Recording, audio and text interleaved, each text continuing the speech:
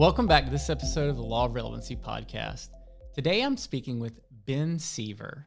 He's the CEO and founder of eRemedy and also of a brand new venture called Champa Bay Sports. Ben, thank you for joining us. Thank you very much. Exciting times to be here in the ecosystem of Tampa. The ecosystem we're supposed to drink. Yeah. Oh, yeah. So anyhow, Ben, you're actually, I think a lot of people would be surprised to know you're actually quite a young dude, but you've accomplished a lot in your time so far in your career. How did you know that you could do entrepreneurship, that you could start a business? Like, did you have examples in your life? Yeah. So I guess one, my father started his own medical practice here in the Tampa Bay area called the Florida Eye Center.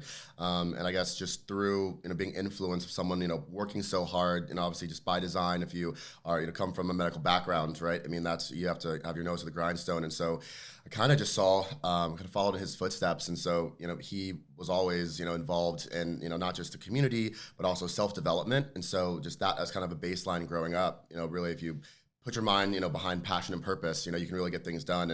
And also building a culture and a team around that is something he always, taught me. So I've spent a lot more time worrying about culture and actually having the right team around me, than anything else, whether it be, going to get an MBA or something that you think traditionally you have to do, before you start businesses. Well, I think personally, we work with a lot of medical clinics, we work with a lot of doctors, but we don't work with a lot of successful entrepreneurial doctors. Right. Which is quite interesting. It just seems like maybe 1 out of every 30 or 50 doctors has the rest of that, whatever it takes to be that well-rounded and fully holistic person in order to be successful in business. And that's incredible that you were able to grow up in that environment. Mm-hmm. Yeah, no, I would agree, and that was actually a huge impetus of why I started eRemedy, because traditionally, doctors have not been, successful business owners, and a lot of that has to do with regulations and consolidation of the industry. But really, if one of the things is, if you have an enterprise product, like eRemedy, that does everything from intake through recovery to marketing, that actually, assists doctors, in being able to run a more effective business. So. Yeah, so you're exactly right, and I think it's kind of up to entrepreneurs to really pioneer traditional sectors that are late adopters with technology. Well, I've actually heard you talk about what you do before, and one of the things that you've brought up is, hey, I'm a problem solver. I'm a problem solver. So when you see that there is a need for something, and you jump in there, and you're going, and you're like, okay, I'm going to create a solution for this thing. You're not just doing that from like, hey, I just want to, but you actually have quite a lot of the skills related to technology in order to get that done. Mm-hmm. I mean, your first job was at Oracle. Mm-hmm. That's no small accomplishment. Right. And it's funny you say that, because a lot of the ideologies of how Oracle became to be that giant, I really employed in every technology system that I build. And so the phrase that we use is startup by timeline, enterprise by design. So every time we build a software suite, we build it not just to solve a widget, but really we architect it from an enterprise level that it's a true suite of software. Anything we're solving, we try to come to market with a holistic suite, instead of what most people do is they solve a little bit of the problem, and then they test the market, and then they grow from there and there and there. But once you come in kind of all enterprise, you can get a lot more funding, and then also one of the things that anyone tries to do if they're in a cloud-based system is they want to remove disparate systems. So in the medical field, for example, it's traditional that people have their own notifications portal or a payment portal, and then an insurance portal over here. That's a nightmare for doctors. Absolutely. Yeah. Yeah. So roping that all into, to a mobile handbook of an engagement, really was a no-brainer. And we knew we had to bring it all to market, all at once to make that big impact. Because people are traditionally very hesitant with adopting new technologies in the medical space. Well, you mentioned having an enterprise solution is much better for raising money. How important is it to raise money when you're doing a startup? So I would kind of break it down into two different sectors. So I know mine that I've been in is something that's service based, or something that's technologically based. So if it's service based, I think that if you put the right team of like mission driven entrepreneurs. So like for example, one of my active companies right now called MVP Ventures. So it stands for minimum viable product. So it's essentially the ideology is we'll be able to put in the infrastructure protocol for others.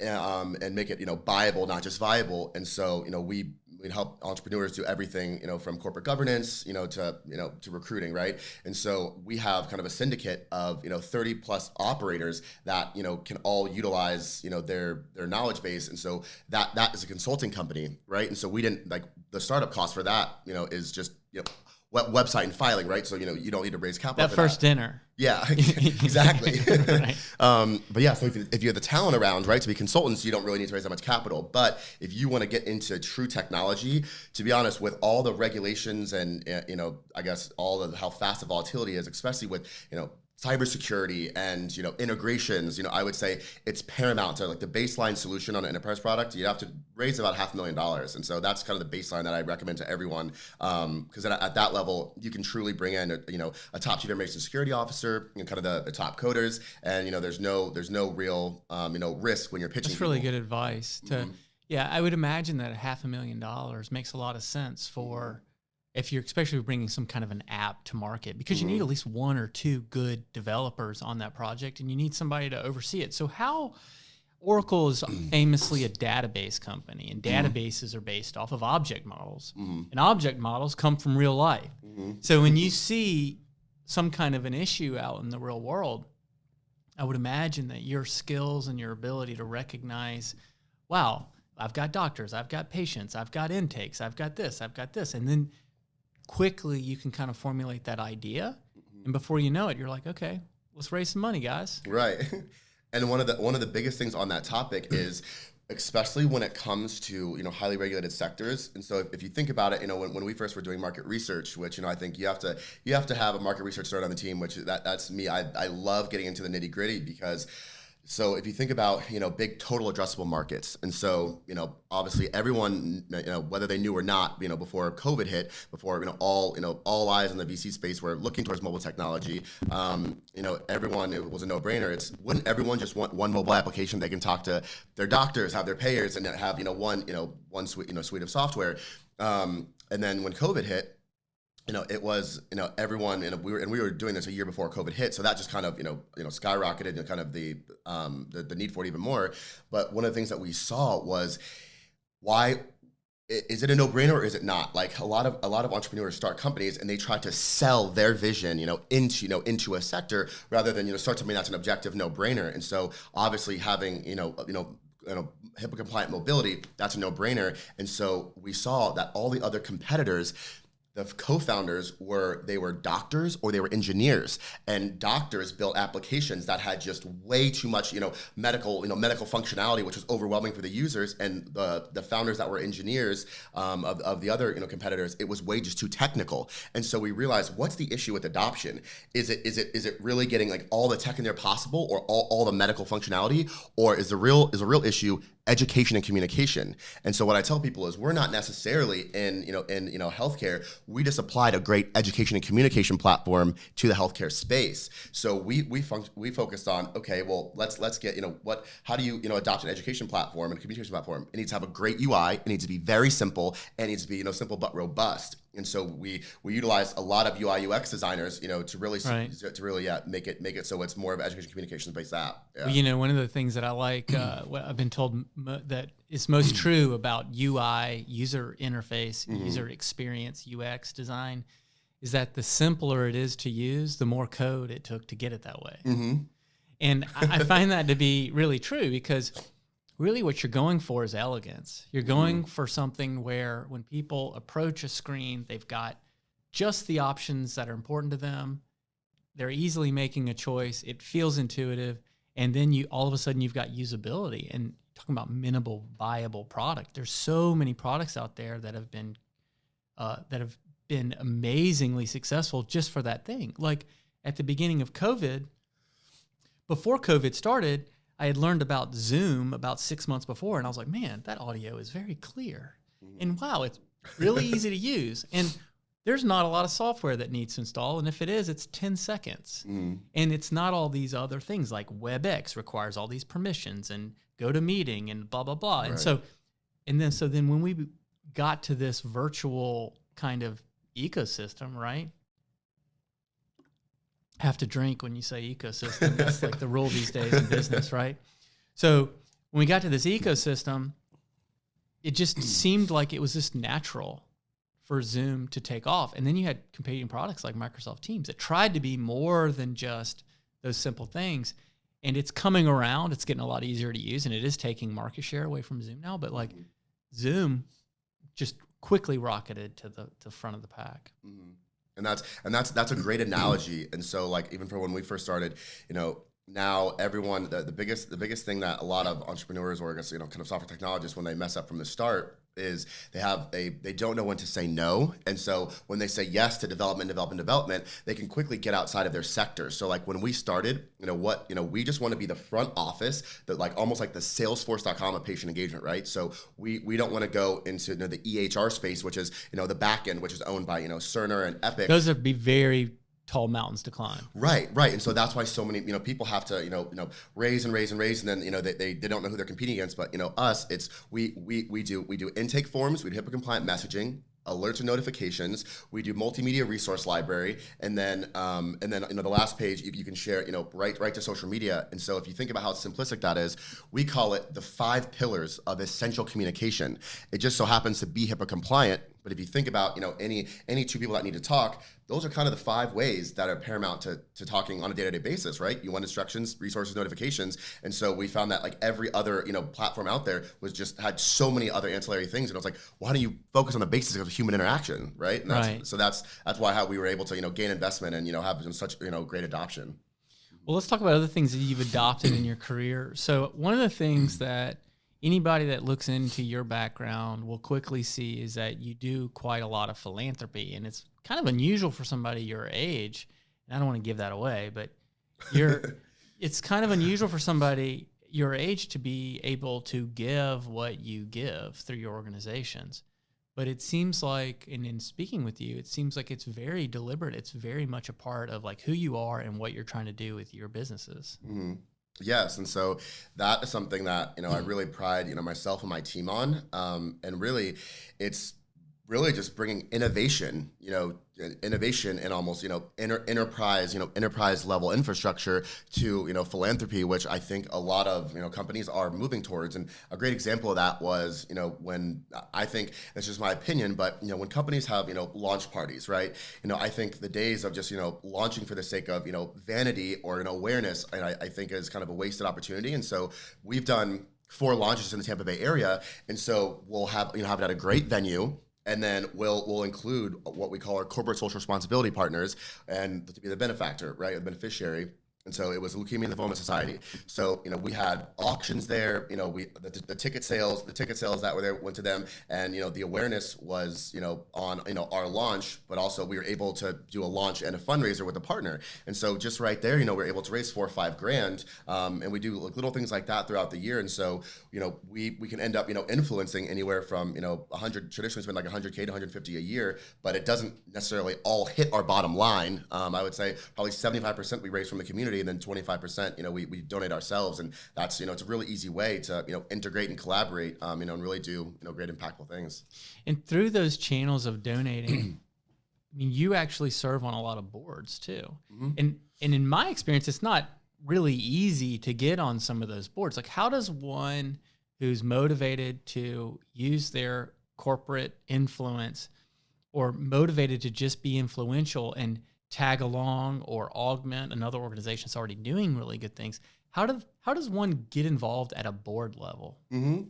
So and especially in the Tampa area, what I found is, if you give to the community, it'll give back. And so really it's just sitting down and, I align, a lot of my passion, for profit, with nonprofits. And so just in the area, I found, that the influential, organizations, there's a lot of veteran organizations here. There's great societies, like the American Heart and Leukemia Lymphoma Society. And so really just, starting with, something small, just reaching out with a sincere message and, first offering, your because anyone would like help with, volunteers and awareness. So how do you start there? Is there a committee? Is there, something we can, do for volunteering? And so I've just, I aligned the top, 10, 15 organizations that I wanted to, be involved in some capacity for years ago. And, after 3-4 years of, volunteering and working with them, now it's to the point where, I know them so intimately that, they understand that, and the resources that I have are aligned with kind of the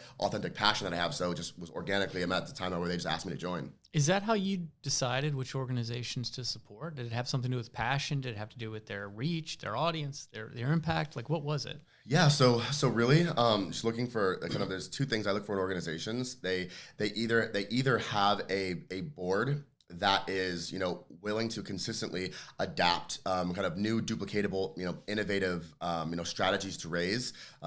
So like, one, for example, a lot of the legacy boards around the area, they are now moving towards either having like innovation committees or reaching out to emerging leaders, to really bring that, high impact social awareness. A lot of them even have like a younger board. Right. Emerging leaders board. And that's been, that's been great. And so one, I think that's paramount to join because I truly believe that you have to have kind of that legacy tenured, those profound professionals on the board, mixed with, kind of the new school, emerging agility. So that's one. And then other than that, just really seeing what people do, aligning with my high school, Tampa Prep's alma mater. So they call it the higher purpose and self. So almost every day you hear someone saying that. And so, organizations that truly have a mission, that's a true higher purpose in self, that just have a track record, of really doing great things. And it's pretty easy to tell once you get involved, to look for like who joins boards for, vanity, or who joins boards for, true impact. And so it's, I think the ecosystem, especially here, is shifting. Sorry. Yeah. To really just, being, inclusive and making true impact other than just, here's money, right? And like, being able to raise money is one thing, but bringing the community together, and creating almost an inspirational like blueprint for other organizations is huge, and that's what I look for as well. So maybe this is a difficult question, but how do you tell the difference between someone who's getting involved in a community, like you've mentioned it a couple times now, because of vanity or because of somebody who actually wants to make, like, how do you tell the difference? Yeah. So,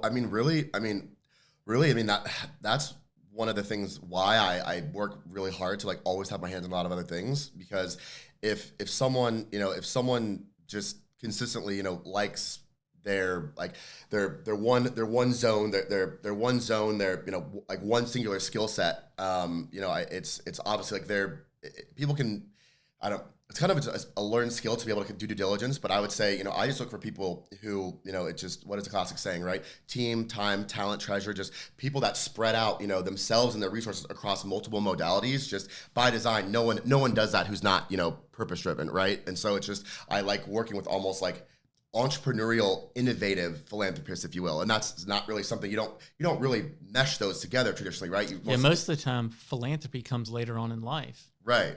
So it's just really people who are just on the cutting edge. When entrepreneurialism is sort of like, that whole saying, like old dog, new tricks, at that time, by the time most people are able to become philanthropists, they're set in their ways, Right.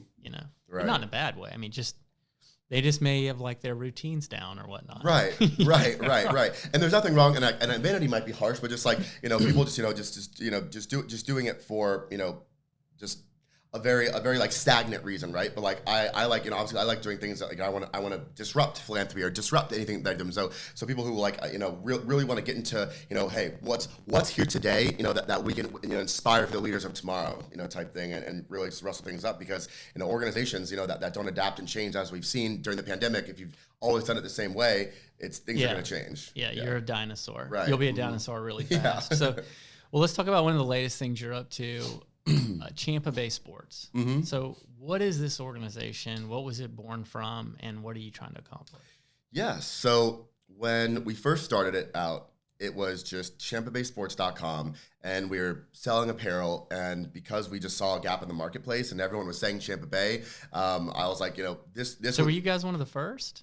Oh yeah, so when when they said, so I remember this when I was watching the Super Bowl, and everyone was saying Champa Bay, Champa Bay, Champa Bay, and I was like, so I look for domains, I buy domains all the time. You're on GoDaddy. Yeah, I was on GoDaddy immediately, and I was like, there's no way that like people have not bought this. It's just like, it's such a trendy thing that you could say. And so I went on, I was like, no way. And I was with a couple of business partners, and they're like, Ben, you have to do this. So I bought ChampaBaySports.com, ChampaBayApparel.com, Tampa Bay News, and I didn't know where this organization was going to go, but I was like, you're covered. Yeah, we're covered, right? It's only $20 a pop. Yeah, right. So I was like, the ROI there is going to be huge. And then I was like, okay, well, obviously, if this is going to get off the ground as not just, a quick fad and make it a business, like someone has had to have incorporated Champa Bay Sports, LLC, and no one had. So I went on LegalZoom and then, incorporated that night. And then I was like, okay, well, we've kind of deadlocked it from an SEO and like organizational standpoint. And so now you have to do something. Yeah. And I was like, now I have to do something, yet another business. And my team's like, I'll never forget my team showed up the next day. And I was like, hey guys, I did a thing. I promise it's the last business. But they're like, Ben, no. And I was like, this is going to be great for the community. So it was not one of my crazy, let's raise $1 trillion, right? And, make it the next, Oracle. But what was cool about it was we wanted to leverage it as a way for true social entrepreneurship. And so so we took the same infrastructure that we had with all of our other businesses, and then we just duplicated it, spun it up, created a board. And so we only have, one full-time employee, but we have an enterprise infrastructure. So by design, we can be much more profitable. And so, we gave 90%, the first year, back to the community. And so now, because the community kind of loved the mission so much of it, we want to bring together all of the, emerging and legacy sectors that make up Tampa, from, military operations to digital marketing to, technology and, every world-class champion industry. And so, now it's turned into kind of a media outlet, as well as also, really providing kind of, partnerships with the community, to do things like, partner and throw fundraisers or do a retail campaign, to help philanthropy. So it's really been, we say when we came to market, when it was first, it was altruistic apparel, community cohesion, motivational media, and pioneering philanthropy. So really, it's kind of a full community-based org now, if you will. But it is sort of an attitude. It's an attitude for Tampa. I mean, we take a lot of pride in giving back to our community. We love living here, but that attitude of being a champion, it's not just sports, right? Mm-hmm. Yeah, it really, and that's what we call it. We say champion as a lifestyle, community as a brand, right? So it's just really transcending. Champa Bay has really become an epicenter for a lot of world class industries, and so really highlighting those champions, that transcends just traditional sports. I think it's the right time to do it, and it was always meant to be a springboard, to really integrate all the people who make up this kind of great workforce here. So well, that's really cool, and I like how you're talking about how you've created it, and now, at least for that business and some of your other businesses, you've been pretty successful at scaling those businesses. So we've talked about how the technology of scaling a business is important. How about the rest of it? Mm-hmm.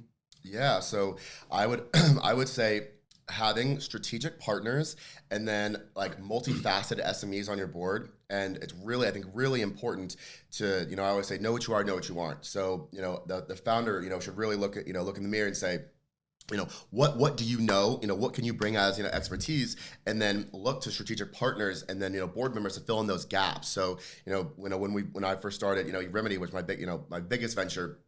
I made sure that we had, elite engineers on the board, elite doctors, but also, elite philanthropists, very renowned community leaders, marketers. So the same kind of ideology, to bring in, all of the brain trust of, every sector you would ever want influence on, to essentially influence, your product. So that, that's something that's been, paramount, and it's almost duplicatable now through anything we start. Are those board members also investors in the business? I would say about 25% are.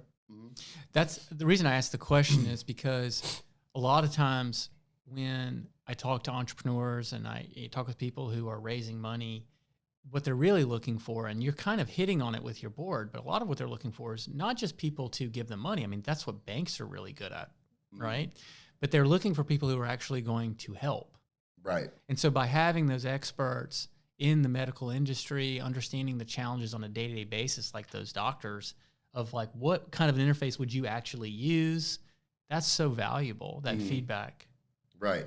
And then with that, and so, we put together, kind of the brain trust. And so it's, whether it be, medical or otherwise, whatever problem needs to be solved, it's, you have that. And then it's almost like having, an entire C-suite, to put, to put that into motion. So it's, if a doctor has one problem, well, we all come together, we can see it from the marketing side, the project management side, the PR side, right? And so it's really an all-encompassing, solution, and so, and I think that what's worked out for me, I'm trying to actually narrow it down to be like very specific, and I think it's come down to about 13 different functional skill sets, and about 20 strategic partners.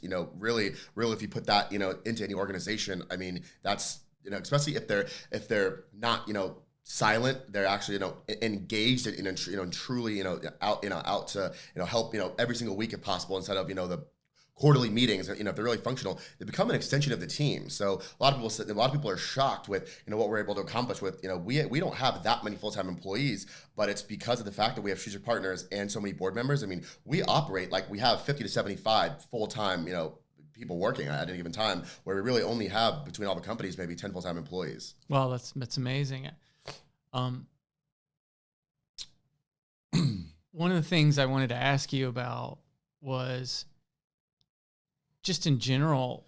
So you've got this expertise, you've got these board members, you have these full-time employees.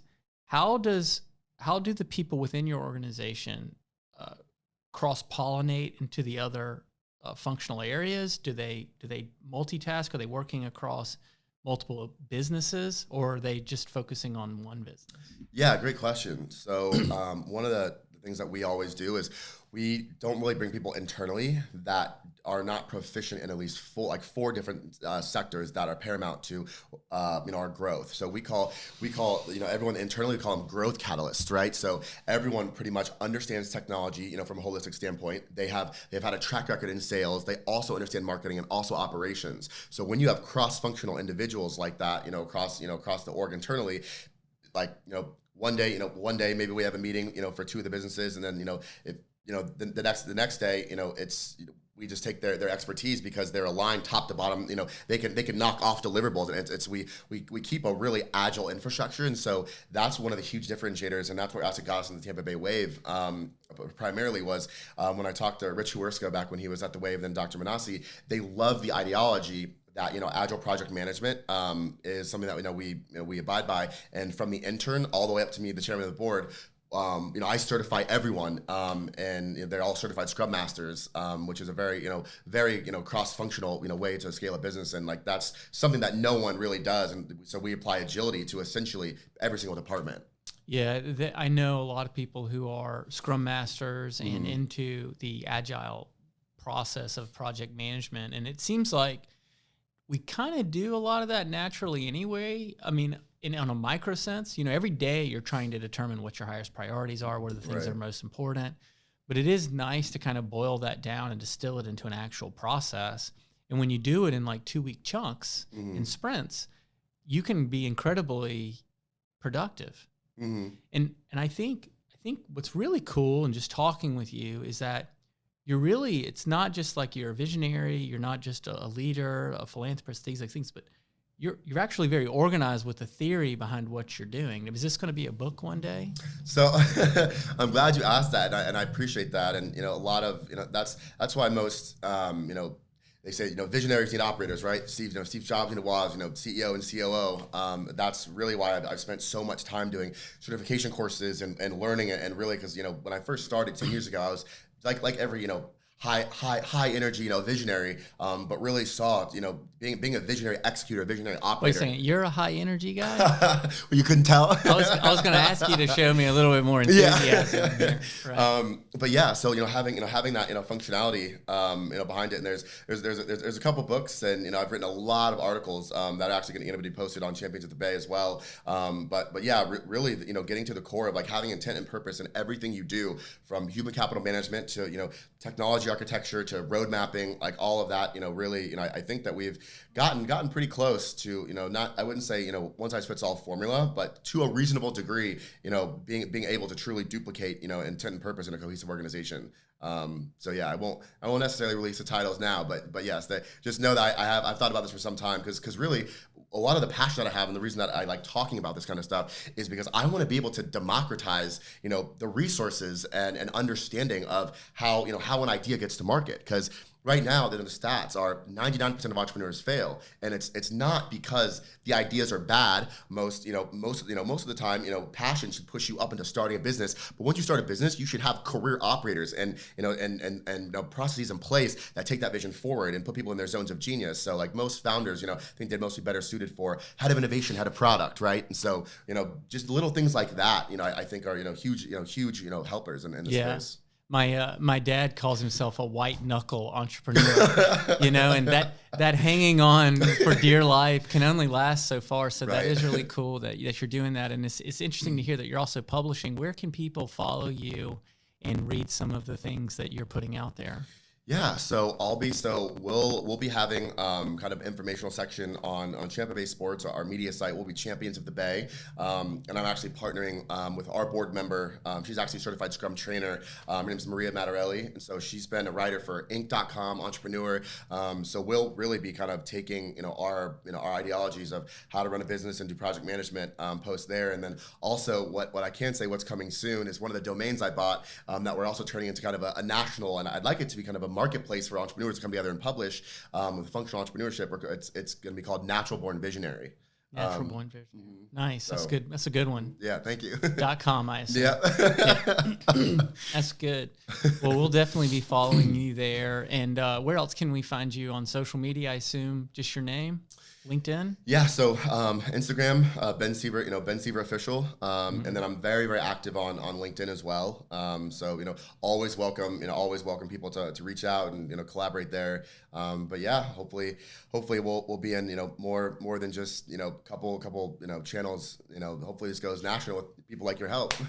I'm sure you will. You've got a ton of energy, and I think that it would be very difficult for the world to hold you back from whatever it is that you want to accomplish.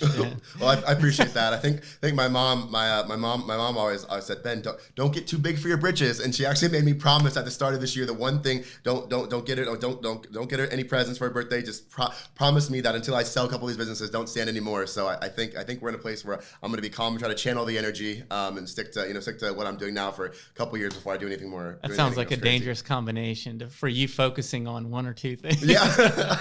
Well, right. Well, thanks again for coming in and talking to us, and we'll be following you. And you can follow us anywhere where podcasts are found. You can follow the Law of Relevancy on the Bake More Pies social media, as well as the Law of Relevancy social media and my personal LinkedIn channel. So thank you again for joining us, and we'll see you next time.